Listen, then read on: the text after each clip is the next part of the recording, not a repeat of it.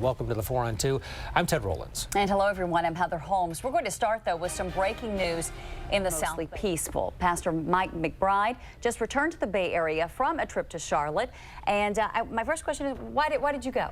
Well, you know, we have been invited, when I say we, the Live Free campaign of the PICO Network, we've been invited to many cities in the direct response to peaceful protesters. So what did you do while you were in Charlotte? We trained at least a couple hundred faith leaders and young people on all kind of tactics, bodies that is in the consciousness of law enforcement. And that is the issue that we're trying to address.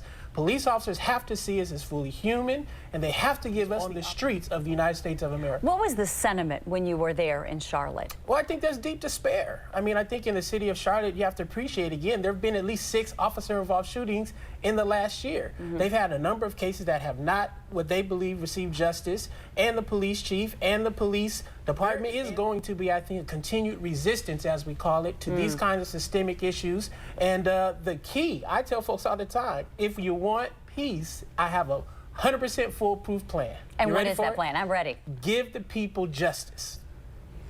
If you give the people justice, we need to have before we start to recognize that it is the problem of law enforcement culture, and we need to have white, Latino, Asian, all across the country who are in a deep sense of despair as how FOP. Well, hopefully after these incidents, there will be some more discussions. Thank you, Pastor, so much for joining. I know you're going back to Charlotte next week. Yes. Perhaps we can check in with you after that trip as well. Thank you. Ted, going to send it back to you now. All right, we're seeing more support today for 49ers quarterback. Presidential debate. The presidential debate is going viral tonight. We want to show you some of the trending hashtags. These are right from the Bay Area, and no unusual words up here, no big surprises.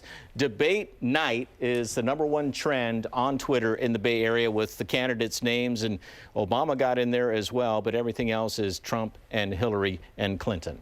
Yeah. Also, a well-known pollster, Frank Luntz, tweeted this. So far, 17 people in my group say voter registration, people are getting involved and they want to participate, and a lot of people have made up their minds who they're going to vote for, but some haven't.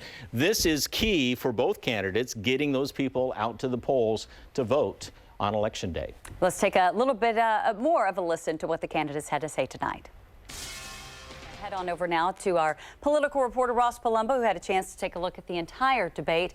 I thought that stamina question was pretty interesting. There were some people who weren't sure if Trump was going to go there, given what happened with Hillary Clinton and her bout with pneumonia. So what did you think about that? I think it's a little ridiculous. I mean, I don't really think that there's any voter out there that's worried that Hillary Clinton doesn't have the stamina to be commander-in-chief. I think this is there is probably necessary, but it will all be laid bare tomorrow. And, you know, many studies have shown that Donald Trump has been the most inaccurate when you compare the two. So we'll see if that bears to be true tomorrow yet again after this. And we know that that's what many reporters, all of us out there will be doing, is looking at their statements, comparing them, and getting the facts for all of you. We are out of time. Thanks for joining us on the 7. Be sure to tune in for complete coverage on KTVU for the 10 o'clock news. Have a good night.